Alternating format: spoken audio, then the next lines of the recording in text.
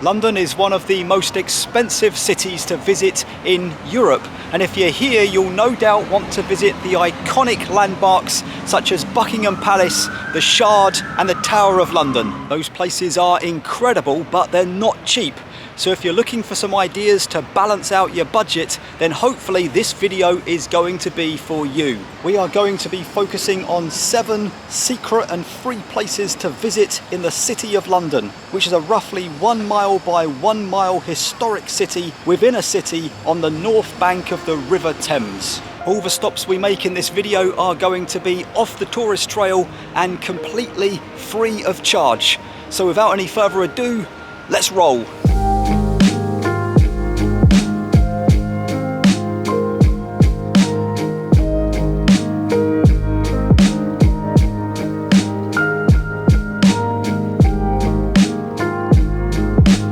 Just 5 minutes walk away from the tourism heavyweights of Tower Bridge and the Tower of London is this peculiar ruined church that has been transformed into a park and garden.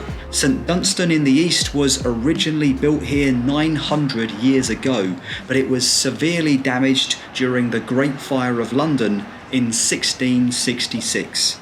Instead of being completely rebuilt, it was patched up and repaired several times over the following centuries. Firstly by Sir Christopher Wren, who designed a new tower and steeple, and later by architect David Lang, who addressed some structural flaws found in the main church building. But it was during the Blitz of 1941 that the damage you see here today was sustained, and it was never rebuilt.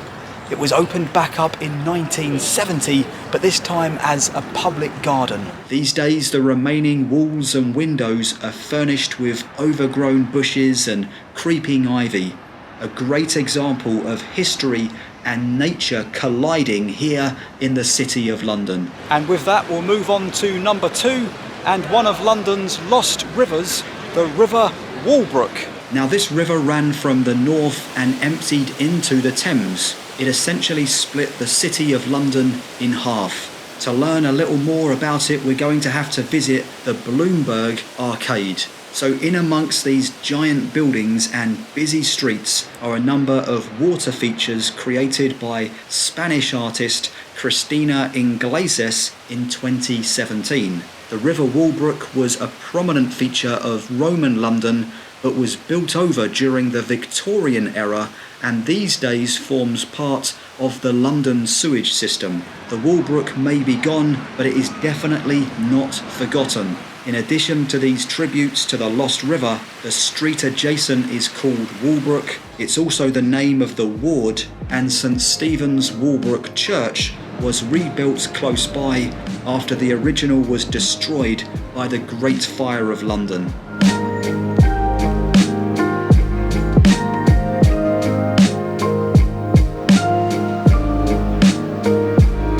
Walking along the River Thames is always worth doing if you get the chance, but have you ever heard of the Queenhithe dock and Mosaic?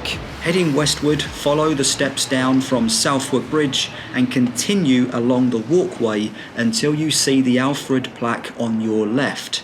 This plaque marks the 1100th anniversary of King Alfred's resettlement in 886, but that is another story.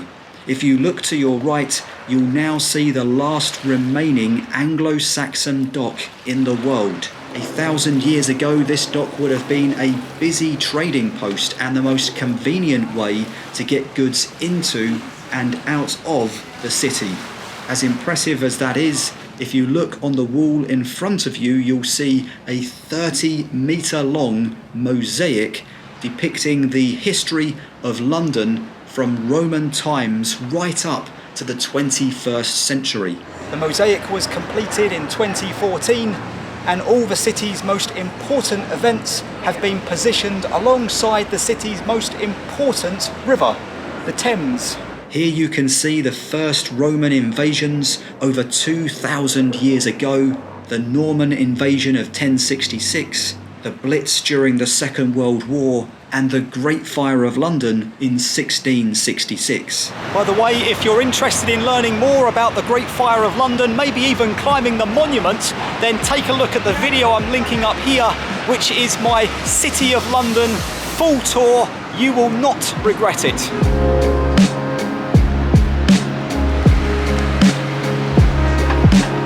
Number 4 on our list of little known and free places to visit in the City of London is St Swithin's Church Garden, which is one of those places where if you don't know it's there, you'll probably never find it. Hidden in a tiny road off Cannon Street is a rather unremarkable court enclosed by goods entrances and the back of a tall office block. In the corner is St Swithin's Church Garden, a former churchyard of St Swithin's Church that was rebuilt following the Great Fire but demolished after heavy bombing in World War II. With no church, the graveyard was turned into a small garden and is often used as a lunch break retreat by nearby office workers. To be fair, they're probably the only ones who know it's here. Keep your eye out for this memorial and gravestone of Nathan Thornton, who was buried here in the 1800s. Another short but intriguing stop is this historic water pump on the intersection between Fenchurch, Aldgate and Leadenhall streets.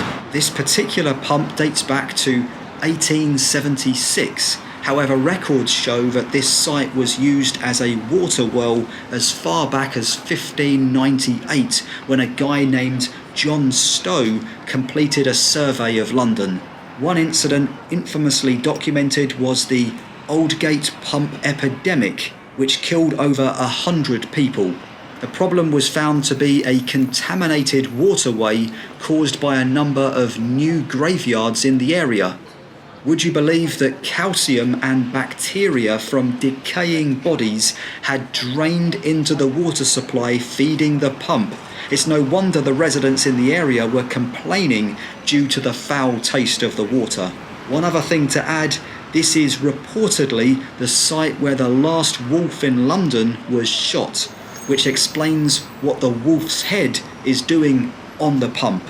Our penultimate stop is one of the city's largest open spaces and is sandwiched between Little Britain on my left and the former headquarters of the General Post Office on my right. It's an interesting little known space called Postman's Park, named that because it's where workers from the former post office would come and spend their lunch break.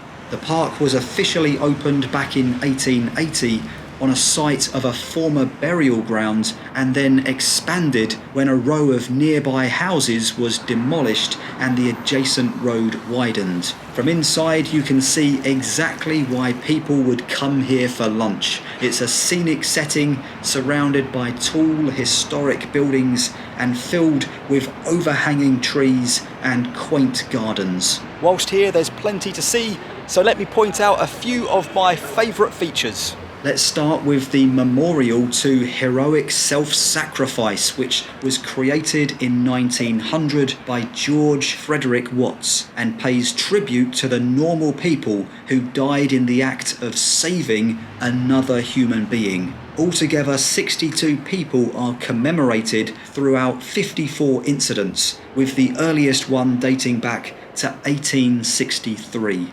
Next, if you head towards and then out of the east entrance, turn right, you'll find a rare police telephone post. Now this dates back to a time before the police carried radios and was a way of the police station communicating with officers out on the beat. To gain their attention, a red light would flash on the top, telling officers to open the box and call in to the station. None of them are operational, but it is fascinating to see them out here on the streets of London. Finally, if you walk past the police call box, you'll come to another incredible landmark, the Penfold Post Box. It stands in front of the old General Post Office headquarters, which were here between 1894 and 1984, the same building that overlooks Postman's Park that we saw just a couple of moments ago from the other side. This type of postbox was designed by John Penfold in 1866 and marks 500 years since the knighting of Brian Tuke, the first governor of the King's Post. And since we've already left the park, let's head to our final stop.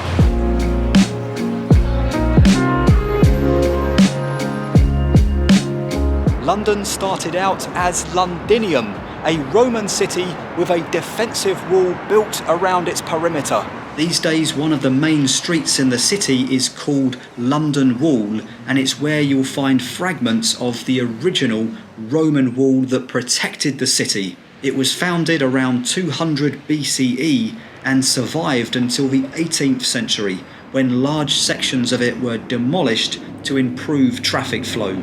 Now, there's a few interesting sites we could visit, but one in particular that I really wanted to include in this video. To get to it, we'll need to locate the City of London Corporation underground car park, head down the steps, and then all the way along to bay number 52, and it brings us to this. A hidden and top secret portion of remaining Roman era defensive wall preserved inside this rather unspectacular multi-storey car park. If you look closely, you'll also see the hallmark red tiles the Romans used when constructing these type of fortifications. Another slice of history right here in the City of London. And with that, we will call it a day with the video. What an epic place to end. But if you've enjoyed watching or if you've learned something, please consider subscribing. It really helps me out, really helps the channel out. And until next time, thanks very much for watching.